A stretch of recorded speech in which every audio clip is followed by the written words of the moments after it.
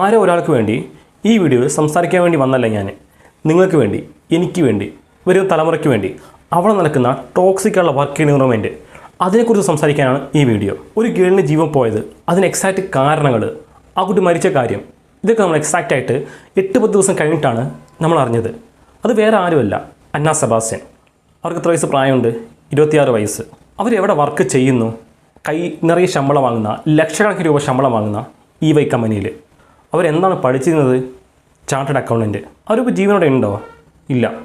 കാരണം ടോക്സിക് ആയിട്ടുള്ള work environment. നമ്മളെ കാര്യങ്ങളൊക്കെ പുറത്ത് പറഞ്ഞ് കേട്ടിട്ടുണ്ടാവും. ഭയങ്കര വർക്ക് പ്രഷറാണ്, ഭയങ്കര ടോക്സിക്കുള്ള എൻവയറൺമെൻറ്റാണ് എന്നൊക്കെ കേട്ടിട്ടുണ്ടാവും.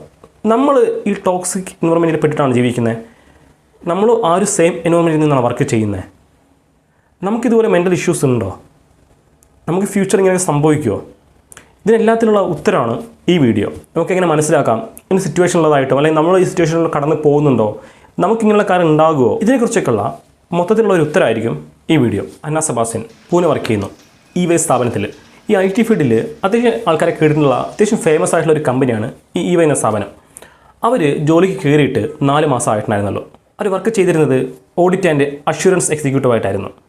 കൈനിറ ശമ്പളം തരുന്ന നല്ലൊരു ജോലിയായിരുന്നു. ഈ IT ഫീൽഡ് ഇഷ്ടപ്പെടുന്ന, എല്ലാവരും ആഗ്രഹിക്കുന്ന, ഈ IT ഫീൽഡിൽ തന്നെ ജോലിക്ക് പോകണമെന്ന് വിചാരിക്കുന്ന, എല്ലാവരും ഇഷ്ടപ്പെടുന്ന ഒരു പൊസിഷനായിരുന്നു ഇവർ വർക്ക് ചെയ്യുന്ന ആ ഒരു ജോലി.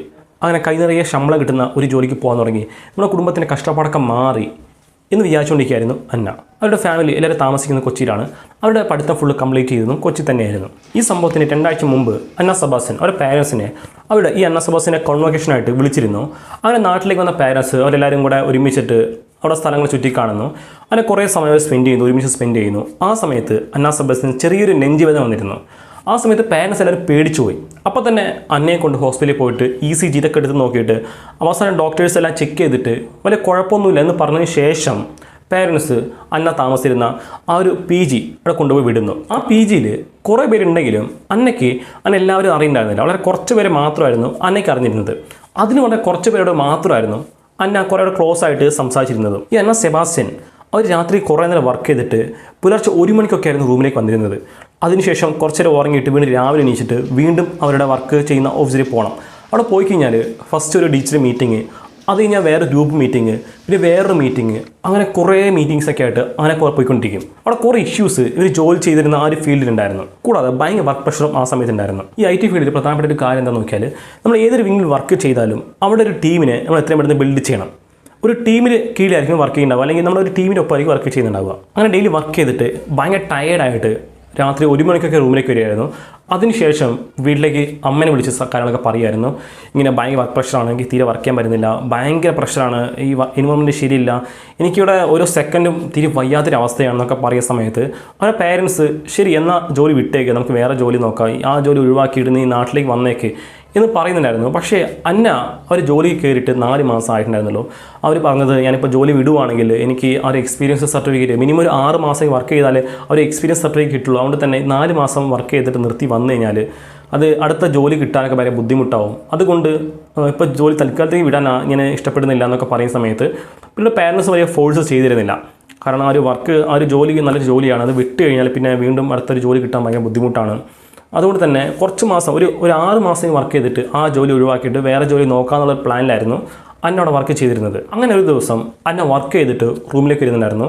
രാത്രിയായിരുന്നു. ആ സമയത്ത് അവരുടെ ഫ്രണ്ട്സൊക്കെ പുറത്ത് നിൽക്കുന്നുണ്ടായിരുന്നു. അപ്പോൾ എന്നോട് ചോദിക്കുന്നുണ്ട് നെഞ്ചുവേദന എങ്ങനെയാണ് ചോദിക്കുന്ന സമയത്ത് അന്ന ചെറുതായിട്ടുണ്ട്, ഒന്ന് കഴിച്ചിട്ട് ഒന്ന് റിലാക്സ് ചെയ്ത് കിടക്കുവാണെങ്കിൽ ഈ നെഞ്ചുവേദന മാറുമെന്ന് പറഞ്ഞ് ആ റൂമിലേക്ക് പോകുന്നു. പക്ഷേ ആ റൂമിലേക്ക് പോയതിന് ശേഷം 1 മണിക്കൂർ കഴിയുന്തോറും അവർ നെഞ്ചുവേദന കൂടുന്നുണ്ടായിരുന്നു. അങ്ങനെ നെഞ്ചുവേദന എക്സ്ട്രീമായിട്ട് അവർ സംസാരിക്കാൻ പോലും പറ്റാത്ത അവസ്ഥ നിൽക്കുന്ന സമയത്ത് അവിടെ അന്നയുടെ ഫോൺ എടുത്തിട്ട് അവരുടെ ഫ്രണ്ടിൽ ഒരാൾ വീട്ടിലേക്ക് വിളിച്ചിട്ട് ഇങ്ങനെ കാര്യം പറയുന്നു.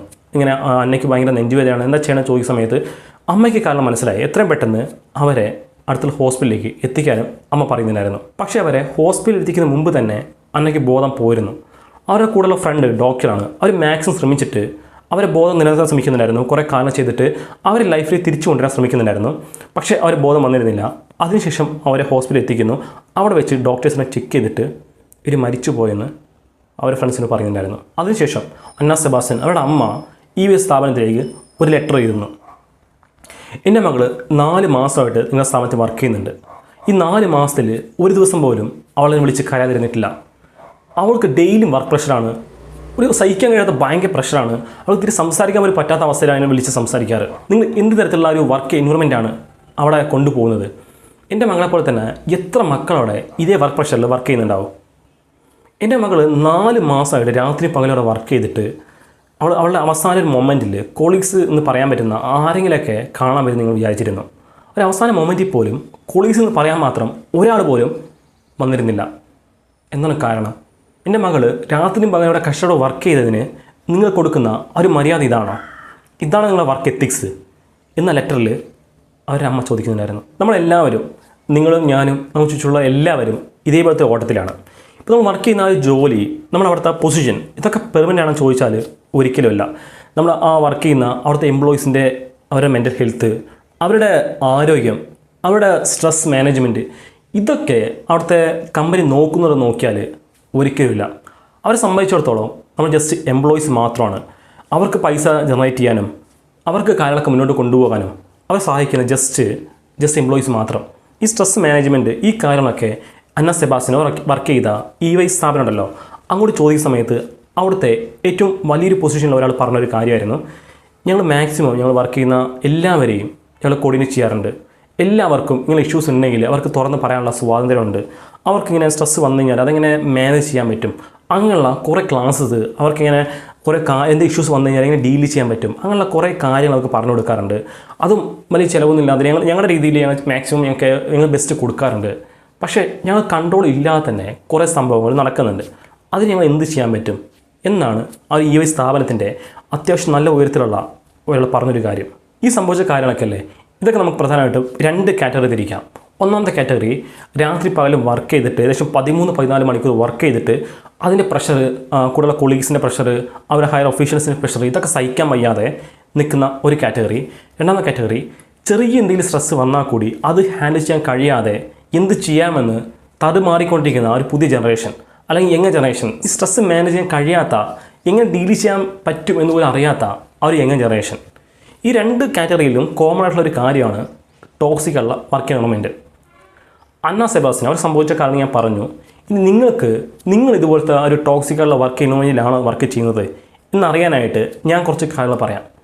അത് നിങ്ങൾ ജസ്റ്റ് ടിക്ക് ചെയ്ത് വന്നാൽ മതി. ഞാൻ ഈ പറയുന്ന ഈ കാര്യങ്ങൾക്ക് യെസ് ആണോ നോ ആണോ എന്ന് മാത്രം നിങ്ങൾ എവിടെയെങ്കിലും ടിക്ക് ചെയ്ത് വെച്ചാൽ മതി. ഒന്നാമത്തെ കാര്യം, ലാക്ക് ഓഫ് കമ്മ്യൂണിക്കേഷൻ. അതായത് നിങ്ങൾ വർക്ക് ചെയ്യുന്ന ഒരു ഓഫീസിൽ അല്ലെങ്കിൽ ഏതെങ്കിലും ഒരു സ്ഥാപനത്തിലാണെങ്കിൽ ഈ ഹയർ ഒഫീഷ്യൽസ് അല്ലെങ്കിൽ കാറ്റഗറി ഉണ്ടല്ലോ, ഇപ്പോൾ നിങ്ങൾക്ക് കുറച്ച് മുകളിലുള്ള ഒരാൾ, നിങ്ങൾക്ക് താഴെയുള്ള ഒരാൾ, ഇവർ തമ്മിൽ യാതൊരു കമ്മ്യൂണിക്കേഷൻ ഉണ്ടാവില്ല. അവരുടെ ആ ഒരു കാറ്റഗറി നടക്കുന്ന കാര്യങ്ങൾ താഴെയുള്ള ആൾക്കാരൊന്നും അറിയുന്നുണ്ടാവില്ല, അതായത് താഴെ നടക്കുന്ന കാര്യങ്ങൾ മുകളിൽ ആരും അറിയുന്നില്ല. ഇവർ തമ്മിൽ തീരെ കമ്മ്യൂണിക്കേഷൻ ഉണ്ടാവില്ല. 2 പേരും 2 ലോകത്തായിരിക്കും. ഇവർ തമ്മിൽ യാതൊരു കണക്ഷൻസ് ഉണ്ടാവില്ല. ഇങ്ങനെ നിങ്ങൾക്ക് ഫീൽ ചെയ്തിട്ടുണ്ടെങ്കിൽ നിങ്ങളുടെ ടോക്സിക്കുള്ള എൻവയറൺമെൻറ്റിലാണ് വർക്ക് ചെയ്യുന്നത്. രണ്ടാമത്തെ കാര്യം, സ്ട്രെസ് മാനേജ്മെൻറ്റ്. ചില സമയത്ത് നിങ്ങൾക്ക് സഹിക്കാൻ പറ്റാതെ ഒരു സിറ്റുവേഷനിൽ പൊട്ടിത്തെറിച്ച് പോയാലോ എന്ന് വരെ തോന്നിയിട്ടുണ്ടാവും. ഇങ്ങനെ തോന്നുന്നുണ്ടെങ്കിലും നിങ്ങൾ ഒരു ടോക്സിക് ആയിട്ടുള്ള വർക്ക് എൻവയറൺമെൻറ്റ് വർക്ക് ചെയ്യുന്നത്. മൂന്നാമത്തെ കാര്യം, ഫേവറിറ്റിസം. അതായത് നിങ്ങൾ വർക്ക് ചെയ്യുന്ന കുറച്ച് പേരുണ്ടെങ്കിൽ അതിൽ കുറച്ച് പേർക്ക് നല്ല കുറേ കാര്യങ്ങൾ കൊടുക്കും, അതേസമയം നിങ്ങളുടെ മൈൻഡ് യൂസ് ചെയ്യുന്നുണ്ടാവില്ല. വേറെ കുറച്ച് പേർക്ക് വർക്കൊന്നും ചെയ്യേണ്ട, പക്ഷേ കറക്റ്റ് ശമ്പളം വരും, നിങ്ങൾക്ക് കൂടുതൽ സാലറി ആയിരിക്കും, പക്ഷേ ഒരു വർക്കും ചെയ്യുന്നുണ്ടാവില്ല. അങ്ങനെ ഫേവറിറ്റിസം ഉണ്ടാവും. ഇതുണ്ടെങ്കിലും നിങ്ങൾ ടോക്സിക് ആയിട്ടുള്ള ഒരു വർക്ക് എൻവയറൺമെൻറ്റിലാണ് വർക്ക് ചെയ്യുന്നത്. നാലാമത്തെ, അൺസസ്റ്റൈനബിൾ വർക്ക് ലോഡ്. നിങ്ങൾക്ക് താങ്ങാൻ കഴിയാത്ത അത്രയും വർക്ക് കൊടുത്തിട്ട് ഇത്ര സമയത്തിനുള്ളിൽ തീർക്കണമെന്ന് പറയും. അതൊരിക്കലും ആ ഒരു സമയത്തിനുള്ളിൽ തീർക്കാൻ പറ്റില്ല, പക്ഷേ ആ സമയത്തിനുള്ളിൽ തീർത്തേ പറ്റൂ എന്നൊക്കെ പറഞ്ഞ് കുറേ വർക്ക് നിങ്ങൾ തലയേൽപ്പിക്കും. കൂടാതെ ഡിസ്ക്രിമിനേഷൻ, ഹരാസ്മെൻറ്റ്, ഇതൊക്കെ ഉണ്ടാവും. ഇതൊക്കെ നിങ്ങൾ കണ്ടിട്ടുണ്ടെങ്കിൽ നിങ്ങൾ എക്സാക്റ്റ് ആയിട്ട് ഒരു ടോക്സിക് ആയിട്ടുള്ള വർക്ക് എൻവയറൺമെൻറ്റാണ് വർക്ക് ചെയ്യുന്നത് എന്ന കാര്യം മനസ്സിലാക്കണം. ഇങ്ങനെയുള്ള ഒരു ടോക്സിക്കുള്ള ഒരു വർക്ക് എൻവയറൺമെൻറ്റിൽ വർക്ക് ചെയ്യുന്നുണ്ടെങ്കിൽ നിങ്ങൾ ഡ്രീംസ് അച്ചീവ് ചെയ്യാൻ പറ്റില്ല, മര്യാദയ്ക്ക് വർക്ക് ചെയ്യാൻ പറ്റില്ല, എവിടെ എത്താൻ പറ്റില്ല. ഇതിൻ്റെയൊക്കെ റിസൾട്ട് എക്സ്ട്രീം ആയിട്ടുള്ള പ്രഷർ, സ്ട്രെസ്സ്, ഈ ഒരു കാരണം കൊണ്ട് തന്നെ ആ ഒരു കാർഡിയക് അറസ്റ്റ്, ഇതൊക്കെ ഉണ്ടാവാൻ പ്രധാനപ്പെട്ട കാരണം ഇതാണെന്ന് ഒരു സ്റ്റഡി തന്നെ പ്രൂവ് ചെയ്തിട്ടുണ്ട്. നിങ്ങൾ വർക്ക് ഉണ്ടാകുന്ന ഒരു പ്രഷർ അല്ലെങ്കിൽ ഫാമിലി സിറ്റുവേഷൻ, ഇതെല്ലാം കൂടിയിട്ട് ഇപ്പോൾ ഫാമിലി പ്രഷർ, അതുപോലെ തന്നെ വർക്കിലെ പ്രഷർ, ഇതെല്ലാം ഒരുമിച്ച് കൂടുമ്പോഴത്തേക്കും ഭയങ്കരമുള്ള എക്സ്ട്രീമായിട്ട് സഹിക്കാൻ പറ്റാത്തത്ര ഒരു സ്ട്രെസ്സ് നിങ്ങൾ മൈൻഡ് ഉണ്ടാവും. ഇത് തന്നെ കാർഡിയക് അറസ്റ്റിനും കാരണമാകും. ഈ ഒരു കാര്യങ്ങളൊന്നും ഞാൻ പറഞ്ഞ കാര്യങ്ങളൊക്കെ അല്ലേ, ഇത്രയും ഒരു 4 പോയിന്റ്, ഈ കാര്യങ്ങളൊന്നും നമ്മുടെ യങ് ജനറേഷനിലെ അവർക്ക് ഫീൽ ചെയ്തിട്ടുണ്ടാവില്ല. അതിന് കാരണം എന്തെങ്കിലും ചെയ്യുന്ന സമയത്തൊക്കെ അത് സ്റ്റോറീസ് അല്ലെങ്കിൽ സ്റ്റാറ്റസ് ഇട്ടിട്ട് 4 പേരെ അറിയിക്കാനായിട്ട് ശ്രമിക്കുന്ന നമ്മുടെ യങ് ജനറേഷൻ, അവർ ഇപ്പോൾ ഒരു 8-10 മണിക്കൂർ വർക്ക് ചെയ്തിട്ട് ഇപ്പോൾ അതിനാരും റിവാർഡ് അല്ലെങ്കിൽ അതിനെ ഒന്ന് റെക്കഗ്നൈസ് ചെയ്യുന്നില്ലെങ്കിൽ, ആരെങ്കിലും ഇത്ര മണിക്കൂർ വർക്ക് ചെയ്തിട്ട് ആരും ഒന്നും അതിനെക്കുറിച്ച് പറയുന്നില്ലെങ്കിൽ സ്ട്രെസ്സൊക്കെ ആയിരിക്കും അവർക്ക് ഉണ്ടാവുക. പ്രത്യേകിച്ച് യങ് ജനറേഷൻ, നമ്മൾ പഴയ ജനറേഷൻ കുഴപ്പമില്ല, പക്ഷേ യങ് ജനറേഷൻ ചെയ്യുന്ന ചെറിയ ചെറിയ കാര്യമാണെങ്കിൽ കൂടി അത് നാല് അറിയിച്ചിട്ട് അത് ജസ്റ്റ് റെക്കഗ്നൈസ് ചെയ്ത് കഴിഞ്ഞാൽ ഭയങ്കര സന്തോഷമായിരിക്കും. പക്ഷേ അതേസമയം അവർ അത്രയും എഫേർട്ടൊക്കെ ഇട്ടിട്ട് അത്രയും മണിക്കൂർ വർക്ക് ചെയ്തിട്ട് ആരും അതിനെക്കുറിച്ച് സംസാരിച്ചില്ലെങ്കിൽ അല്ലെങ്കിൽ ഒരു റിവാർഡ് അതിൻ്റെ പേര് കിട്ടിയില്ലെങ്കിൽ അവർക്ക് ഭയങ്കര സ്ട്രെസ്സായിരിക്കും ആ സമയത്ത് ഉണ്ടാവുക. ശരി, ഇങ്ങനെ ടോക്സിക്കുള്ള വർക്ക് എൻവയോൺമെൻറ് ഉണ്ട്, അതുകൊണ്ടുണ്ടാകുന്ന ഇഷ്യൂസ് എന്തൊക്കെയാണെന്ന് നോക്കാം. ഫസ്റ്റ്, നിങ്ങൾ മോറൽ മോട്ടിവേഷൻ ഇതൊന്നും ഉണ്ടാവില്ല. കൂടാതെ ആബ്സെൻറ്റീസ് കൂടിക്കൊണ്ടിരിക്കും. ഒരു 10 പേരിലൊരു ഓഫീസാണെങ്കിൽ അവിടെ എപ്പോഴും ഒരു 4-5 പേര് എപ്പോഴും ആബ്സെൻ്റ് ആയിരിക്കും. അവർ വരുന്ന സമയത്ത് അടുത്ത ആൾക്ക് ആബ്സെൻ്റ് ആയിരിക്കും. അങ്ങനെ തുടർച്ചയായിട്ട് കുറേ ആബ്സെൻറ്റീസ് ഉണ്ടായിക്കൊണ്ടിരിക്കും. പിന്നെ മീറ്റിംഗ് വെക്കുന്ന സമയത്ത് മീറ്റിങ്ങിലൊക്കെ ആൾക്കാർ വളരെ കുറവായിരിക്കും. അവർ വിചാരിക്കുന്നുണ്ടാവുക വർക്കിന് എത്ര പ്രഷറാണെങ്കിൽ ഇനിയിപ്പോൾ എക്സ്ട്രാ മീറ്റിങ്ങിൽ കൂടെ പോയിട്ട് വെറുതെ ഈ പ്രഷർ കൂട്ടണോ, വേറെ പണിക്ക് വേറെ പരിപാടി നോക്കുകയും ചെയ്യാം, വെറുതെ മീറ്റിങ്ങിൽ പോയിട്ട് സമയങ്ങളാണെന്ന് വിചാരിച്ചിട്ട് മീറ്റിങ്ങിനൊക്കെ ആൾക്കാർ വളരെ കുറവായിരിക്കും. അവിടെ വർക്ക് ചെയ്യുന്ന എംപ്ലോയീസ് ഉണ്ടല്ലോ, അവർക്ക് എല്ലാവർക്കും ഫിസിക്കൽ മെൻ്റൽ ഇഷ്യൂസ് ഇതെല്ലാം വന്നുകൊണ്ടേയിരിക്കും. അതുകൂടാതെ തന്നെ കോൺഫ്ലിക്റ്റ് എപ്പോഴും ഉണ്ടാവും. ഇപ്പോൾ അവിടെ വർക്ക് ചെയ്യുന്ന കുറച്ച് പേരുണ്ടെങ്കിൽ കൂടി അവരുടെ മാനേജറായാലും അതിൽ കീഴിൽ വർക്ക് ചെയ്യുന്ന ആൾക്കാരായാലും അവരെല്ലാവർക്കിടയിലും എപ്പോഴും ഒരു കാരണങ്ങളില്ലെങ്കിൽ കൂടി എല്ലാവർക്കിടയിലും ഒരു ദേഷ്യ സ്വഭാവം അല്ലെങ്കിൽ ഒരു വെറുപ്പ് എല്ലാവർക്കിടയിലും ഉണ്ടാവും. എപ്പോഴും അത് കോൺഫ്ലിക്റ്റ് ഇഷ്യൂസ് പ്രശ്നങ്ങൾ അത് തീർക്കാൻ വേണ്ടി മാത്രമേ സമയം ഉണ്ടാവുള്ളൂ. ഇങ്ങനെ ഒരു ടോക്സിക്കൽ വർക്ക് എൻവയോൺമെൻറ്റ് ഉണ്ടെങ്കിൽ അത് അവിടുത്തെ എംപ്ലോയീസ് മാത്രമല്ല ആ ഒരു സ്ഥാപനത്തിന് തന്നെ പ്രശ്നമാണ്. എത്രയും പെട്ടെന്ന് ആ ഒരു സ്ഥാപനം മൂടേണ്ടി വരും ഇങ്ങനെ പോവുകയാണെങ്കിൽ. അന്ന സെബാസ്റ്റ്യൻ അവർക്ക് സംഭവിച്ചതും ഈ ടോക്സിക് എൻവയോൺമെൻ്റ് ഇല്ലേ അതിൻ്റെ റിസൾട്ടാണ്. ശരി, ഇങ്ങനെ ഇഷ്യൂസ് ഇങ്ങനെ കാര്യങ്ങളൊക്കെ ഉണ്ടെങ്കിൽ എന്താണ് അതിനുള്ളൊരു പ്രതിവിധി, അതിൽ മരുന്ന് എന്തെങ്കിലും ഉണ്ടോ എന്ന് ചോദിക്കുവാണെങ്കിൽ നിങ്ങളുടെ ഫ്രണ്ട്സ്, നിങ്ങളുടെ ഫാമിലീസ് അവരോട് എപ്പോഴും ടച്ച് ഉണ്ടാവണം. ഇപ്പോൾ ഒരു ടോക്സിക്കൽ എൻവയോൺമെൻറ്റ് വർക്ക് ചെയ്യുന്ന ആൾക്ക് ഫ്രണ്ട്സ് ഇല്ല, കാരണം ഷെയർ ചെയ്യാൻ ഒരാളില്ല, ഫാമിലി അങ്ങനെ ടച്ച് ഇല്ലാത്ത ഒരാളാണെങ്കിൽ അവർ ആൾറെഡി പ്രഷർ അത് ഷെയർ ചെയ്യാൻ ഒരാളില്ലെങ്കിൽ അത് എക്സ്ട്രീമായിട്ടുള്ള സിറ്റുവേഷനോട് എത്തിക്കും. അതുകൊണ്ട് തന്നെ നിങ്ങൾ ഫ്രണ്ട്സ് ഫാമിലിയായിട്ട് എപ്പോഴും ക്ലോസ് ആയിട്ടുള്ള ടച്ച് ഉണ്ടാവുക. എപ്പോഴും ഫ്രണ്ട്സിലൂടെ സമയം സ്പെൻഡ് ചെയ്യുക, കുറച്ച് നേരം ഫാമിലിയുടെ സമയം സ്പെൻഡ് ചെയ്യുക. അങ്ങനെ ആണെങ്കിൽ തന്നെ ഭയങ്കര റിലാക്സ് ആയിരിക്കും ഉണ്ടാവുക. എപ്പോഴും ഒരു 8-10 മണിക്കൂർ വർക്ക് ചെയ്തിട്ട് വന്നിട്ട് ഒരു 2-3 മണിക്കൂർ ഫ്രണ്ട്സിലൂടെ സമയം സ്പെൻഡ് ചെയ്യുക, അവരോട് പുറത്ത് പോവുക, ഫാമിലിയിൽ ഇപ്പോൾ അച്ഛനാണ് അമ്മയാണ് കാര്യങ്ങൾ സംസാരിക്കുക, ഇപ്പോൾ ചെറിയ കുട്ടികളൊക്കെ ഉണ്ടെങ്കിൽ അവരുടെ കൂടെ സമയം സ്പെൻഡ് ചെയ്യുക. ഇതൊക്കെ മൈൻഡിൽ നല്ല റിലാക്സ് ആയിട്ടുള്ള കുറേ ഹോർമോൺസ് സെക്രീറ്റ് ചെയ്യാൻ ഹെൽപ്പ് ചെയ്യും. അങ്ങനെ നിങ്ങൾ റിലാക്സ് ചെയ്യാൻ ഇത് ഭയങ്കര ഹെൽപ്പ് ചെയ്യും. അതുകൊണ്ട് നിങ്ങൾ ഇങ്ങനെ ഒരു സിറ്റുവേഷൻ ഉണ്ട്, ഇതിപ്പോൾ ഭയങ്കര വർക്ക് പ്രഷറാണ്, അങ്ങനെ സ്ട്രെസ് ആയിട്ടുള്ള ഒരു സിറ്റുവേഷനിലാണെങ്കിൽ വേറെ കൂടുതലൊന്നും ആലോചിക്കരുത്. അതിൽ നിന്ന് 1-2 മണിക്കൂർ ബ്രേക്ക് എടുത്തിട്ട് വേറെ എന്തെങ്കിലും കാര്യം ചെയ്യാം. ഫ്രണ്ട്സിനോട് പുറത്ത് പോവുക, ഇഷ്ടപ്പെട്ട ഫുഡ് കഴിക്കുക, ഇഷ്ടപ്പെട്ട സിനിമ കാണുക, ഫാമിലിയോടെ സമയം സ്പെൻഡ് ചെയ്യുക. അങ്ങനെ ഇഷ്ടപ്പെട്ട കുറച്ച് കാര്യങ്ങൾ ചെയ്താൽ തന്നെ ഭയങ്കര റിലാക്സ് ആയിട്ട് കാര്യം മുന്നോട്ട് കൊണ്ടുപോകാൻ പറ്റും. സ്ട്രെസ് എടുത്തത് കൊണ്ട് ഒരു കാര്യമില്ല. സ്ട്രെസ് തന്നെ നിൽക്കുവാണെങ്കിൽ ഉറക്കം ഉണ്ടാവില്ല. ഉറക്കമില്ലെങ്കിൽ നിങ്ങളുടെ ബോഡി ഭയങ്കര ടയേർഡാവും. ഭയങ്കര ടയേർഡായി കഴിഞ്ഞാൽ കുറേ സൈഡ് എഫക്റ്റ് വന്നുകൊണ്ടേയിരിക്കും. അതുകൊണ്ട് എക്സ്ട്രീമായിട്ടുള്ള ആ സ്റ്റേജ് എത്തുന്നതിന് മുമ്പ് തന്നെ നിങ്ങൾ അതിന് തുടക്കത്തിൽ തന്നെ ഇങ്ങനെ കുറേ സ്ട്രെസ് മാനേജ് ചെയ്യാനുള്ള കുറേ കാര്യങ്ങൾ ചെയ്യുവാണെങ്കിൽ ലൈഫ് സ്മൂത്തായി മുന്നോട്ട് കൊണ്ടുപോകാൻ നിങ്ങളെ കൊണ്ട് പറ്റും.